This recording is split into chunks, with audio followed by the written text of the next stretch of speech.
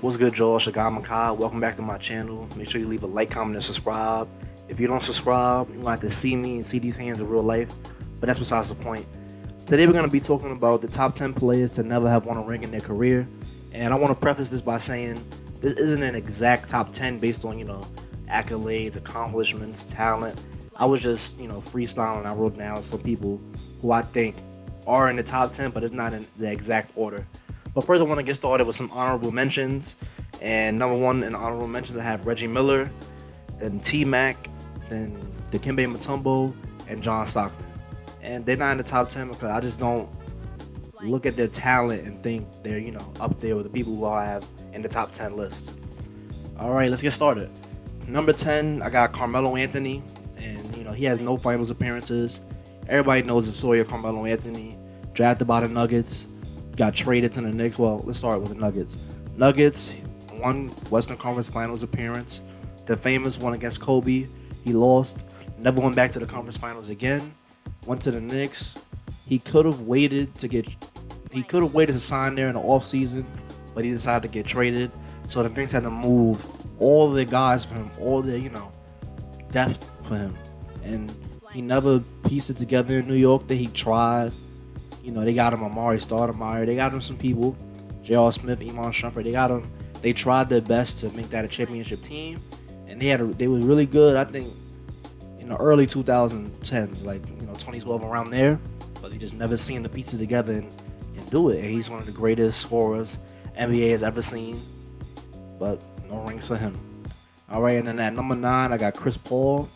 Chris Paul, one of the best point guards ever. One of the best handles in NBA history, one of the best passes in NBA history, but he just never, had a chance to win a championship, besides in Houston, but I'm going to get to that a little later. But everybody knows Chris Paul's story, like I said about Melo. Drafted by New Orleans, a terrible franchise. They just never got the talent necessary. They didn't put the talent necessary next to Chris Paul to win a championship. Everybody knows about the famous veto trade. Chris Paul was supposed to go to the Lakers with Kobe Bryant. I'm pretty sure he would have won a ring at that point. Kobe was still pretty good at that point in his career. Chris Paul was a young upcoming star. No doubt in my mind they would have won a ring there, but the NBA vetoed that trade because at the time the NBA owned the Hornets, the New Orleans Pelicans, and they owned them, and they just decided to block that trade. I'll never know why, but yeah. And 2018 Rockets, they had the KD Warriors. They had them on the heels. They was up 3-2, I believe. Then CP3 goes down with a hamstring injury.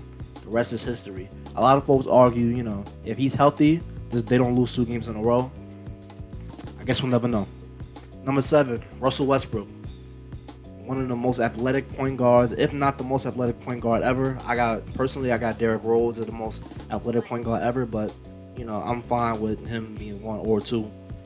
He only has 1 finals appearance, and that was when he was a baby in OKC. He was there with KD and James Harden. They lost to that Miami Heat team, and nobody really expected him to win that. That was just supposed to be a sign of great things to come.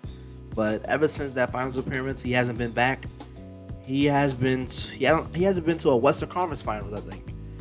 I don't think he's made it out of the first round of the playoffs ever since that happened, which is ridiculous to me. Well, he made it out of the first round of the playoffs this year, but I'm saying in OKC, he didn't make it out of the first round of the playoffs. Everybody knows the famous Paul George choke job / Russell Westbrook choke job against Utah, and then the bye-bye shot against Portland last year. But he just never seemed to take his team to the finals, and that's why he has no rings. And I think it's a little too late for him to get a ring. I don't think he'll get one, in his career, and that sucks. All right, and next we have James Harden, one of the best scorers in the NBA. Nasty handle, can shoot from anywhere, even though he hates to shoot threes. So we're gonna see that change with Mike D'Antoni out of the Rockets. And same with Westbrook. He was on that young OKC squad against Miami. They didn't win. Nobody expected them to win. But then James Harden goes to Houston. He's building his own thing there. He goes to the Western Conference Finals with CP3. He can't pull it out. He lost 2 games straight.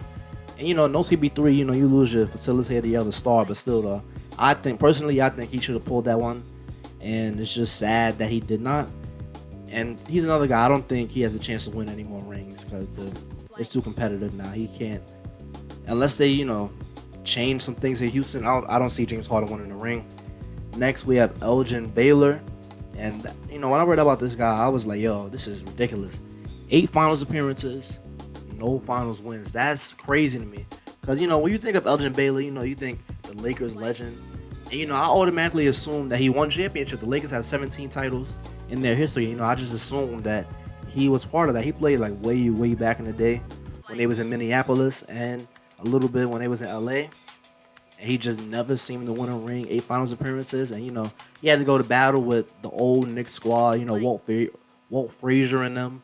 He had to go against the Celtics, the great glory days Celtics, and he just never seemed to be able to get a championship. He was a great scorer. He averaged 27 and 13 for a career. That was an insane stat to read, and it's just crazy. He never won a championship.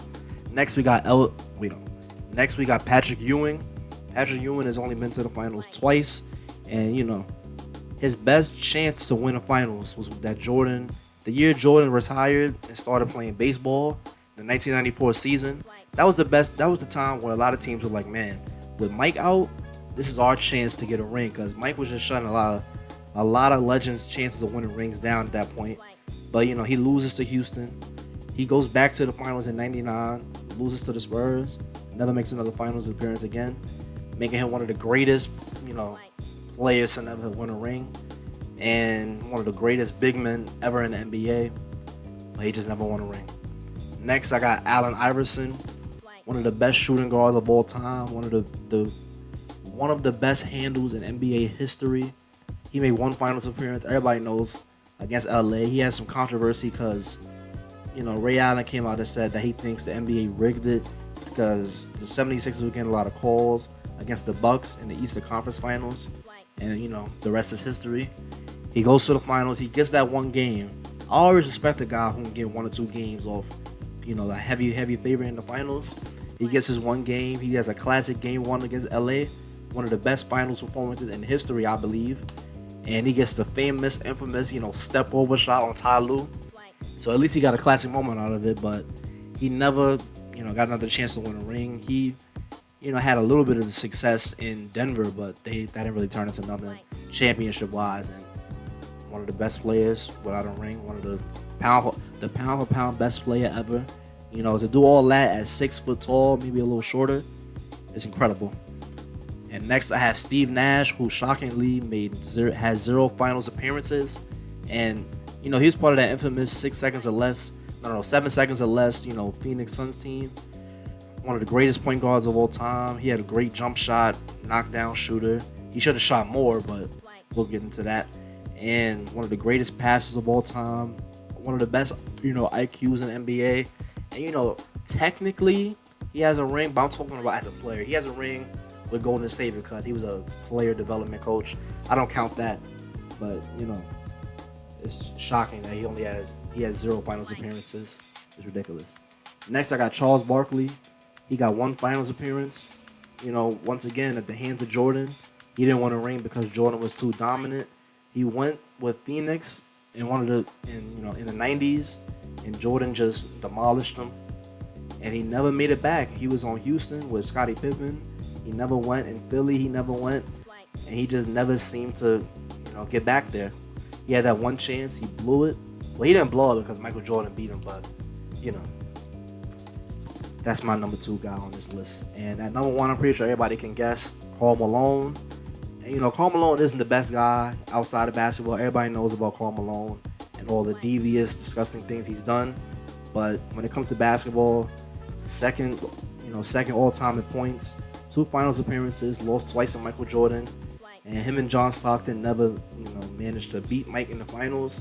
And Karl Malone, I think he's one of the most dominant players in the NBA. If you look at his physique, very strong, very hard to stop in the post. But that offense is kind of predictable. Everybody knows they're gonna double down on the call, and that's really what allowed Jordan and the Bulls to, beat them so easily. All right, y'all. That's all I got for y'all today. That was my top 10 players without any rings. Let me know y'all top 10 players in the comments down below. And I see you on. If you stayed to the end of this video, thank you. Don't forget to like, comment, and subscribe. And I'll see you on the next one.